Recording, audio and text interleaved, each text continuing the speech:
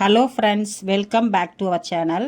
ரொம்ப நாளுக்கு அப்புறம் வீடியோ போடுறேன். இனிமேல் ரெகுலராக வீடியோ போட ட்ரை பண்ணுறேன். சரி வாங்க, இன்றைக்கி நான் உங்களுக்கு பட்டாணி குருமா எப்படி செய்கிறதுன்னு செஞ்சு காமிக்கிறேன். இது வந்து 10 to 15 மினிட்ஸில் செய்யலாம். இது சப்பாத்தி, பூரி, ரைஸுக்கு நல்ல காம்போவாக இருக்கும். வாங்க வீடியோக்குள்ளே போகலாம். இந்த குருமா செய்ய 2 தக்காளி, ஒரு 15 பல்லு பூண்டு, ஒரு சின்ன துண்டு இஞ்சி, ஒரு பெரிய வெங்காயம் நறுக்கியது, ஒரு 4-5 பச்சை மிளகா, கொஞ்சம் கருவேப்பிலை, பெருஞ்சீரகம் 1/2 ஸ்பூனு, 2 ஏலக்காய், கிராம்பு, பட்டை, 3 லவங்கம், 5லேருந்து 7 முந்திரி, 1/2 கப்பு உரிச்ச பட்டாணி எடுத்துக்கலாம்.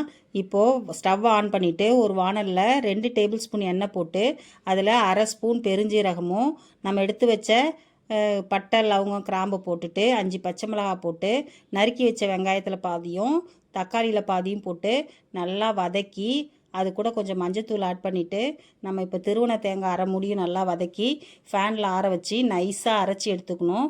அதுக்கப்புறம் ஒரு பேனில் எண்ணெய் ஊற்றி அதில் பெருஞ்சீரகத்தை போட்டு வெடிக்க விட்டு அதுக்கப்புறம் இப்போது நம்ம மீதி இருக்கிற வெங்காயம், தக்காளி எல்லாத்தையும் நல்லா வதக்கி அது கூட 1 டேபிள் ஸ்பூன் கார மிளகாத்தூளும், 1 டீஸ்பூன் மல்லித்தூள், 1/2 டீஸ்பூன் வந்து கரம் மசாலா பவுடர் போட்டு நல்லா வதக்கிட்டு அரைச்சி வச்ச விழுதையும் அது கூட போட்டு நல்லா வதக்கி இந்த ஃப்ரெஷ் பட்டாணி அது கூட போட்டு நல்லா வதக்கின பிறகு தண்ணி திட்டமாக ஊற்றி அதில் மஞ்சத்தூள் இன்னும் கொஞ்சம் போட்டு உப்பு போட்டு ஒரு 4 விசில் விட்டு இறக்கணுன்னா நமக்கு சுவையான பச்சை பட்டாணி குருமா கிடைக்கும். இந்த குருமா வந்து நம்ம இட்லி, தோசை, சப்பாத்தி எல்லாத்துக்குமே சைட் டிஷ்ஷாக யூஸ் பண்ணலாம்.